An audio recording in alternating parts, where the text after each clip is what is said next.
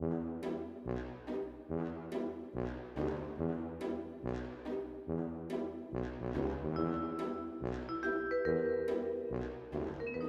back guys, today's makeup tutorial is this vampire look. This is great whether you're a kid or an adult, the look's definitely transferable. As I know many of my viewers have children, I thought I would use my nephew Blakely as my model today. I'm using face paint because I want this look to be super affordable and easy to achieve. I'm mixing together a white and a beige colour. You can just use white, it's completely up to you. I wanted something that was slightly off-white because I feel like it's less stark. But if you can only get your hands on white, then that is absolutely fine. I'm using a large brush to cover more surface area, and I'm applying a base layer of this using the brush before I go in with a sponge. So I'm taking this around the hairline, I'm also taking it over and in the ears, and I'm also going to take that down the neck. Using a brush can often leave you with brushstroke marks, that's why it's a really good idea to go in with another layer using a sponge. This will give you a really nice opaque base. Next I'm going in with a black face paint, and I'm using a flat brush to apply a very small straight line at the very centre of the forehead. This is going to give us that widow's peak. And then we're creating two humps around the hairline down towards the ears. So we're creating basically like an M shape. A widow's peak is synonymous with that kind of vampire look. It gives us that V shape on the very centre of the forehead. It creates that sinister look before you've even started the rest of the makeup. As Blakely's got brown hair, I'm just fading that black into his own hair colour. You can always use a black hairspray. Along the sideburn area, I'm creating a sharp V shape. You can see Blakely raising his eyebrows, and this is going to help to create that sinister appearance. The white face paint has helped to blank out Blakely's eyebrows, so we're now going to take a black face paint and we're going to reshape them. I started off by drawing pretty much a straight line up at an angle with a tiny arch at the edge, and then I'm using my brush to flick hair-like marks through the eyebrows, and we want to create them to be quite big and bushy. That's why I really like to use an angled liner brush, because I can turn the brush around and use the very tip to create tiny stroke marks. You can also use a fine liner brush to do this. I'm now going to use a brown cream. Most stores that sell Halloween based products always have a tiny palette with cream based products in. And if you can't get brown, just get black. Failing that, use a brown eyeshadow. I'm buffing this in around Blakely's eye socket to give him that sunken look as though he hasn't had a sleep in years.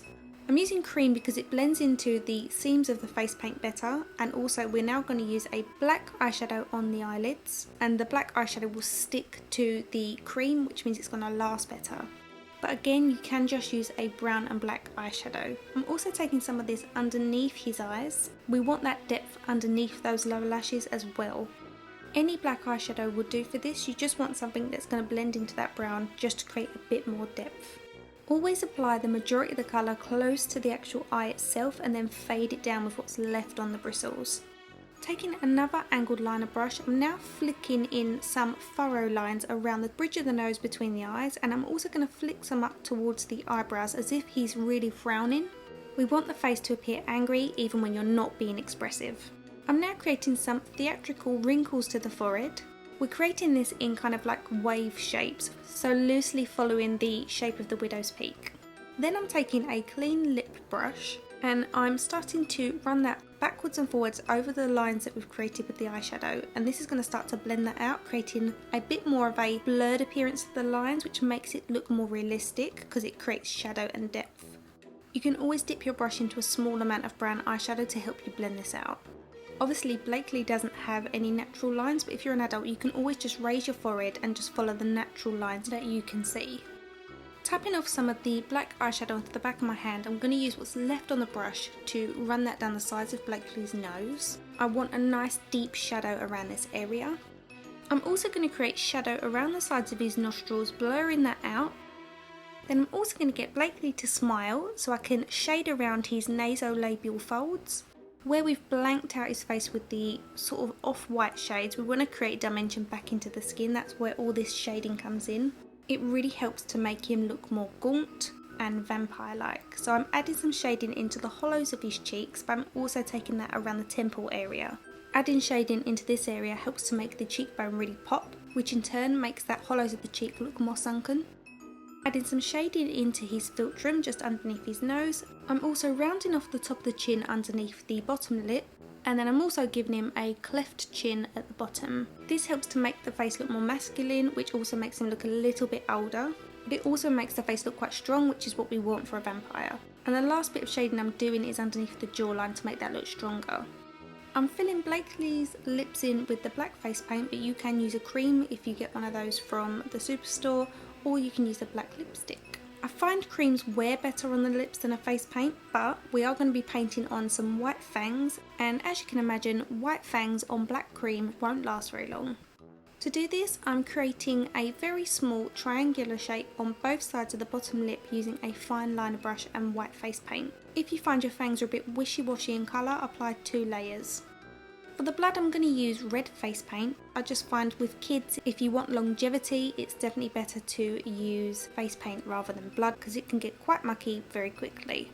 On both corners of the mouth, I'm creating drip marks, and then to add a little bit of fake shine, I'm adding a small white flick on the centre. I got this really cute vampire outfit on eBay for about £7. Even the adults versions were only about £10. So this Halloween you could create something that's really, really effective for super cheap. As you can see, Blakely got right into character. He was well away with himself, and I'm pretty sure he was giving a few cheeky winks to the girls out there. And if this is him at age 7, I'm pretty sure Callie's going to have her work cut out for her when he becomes a teenager.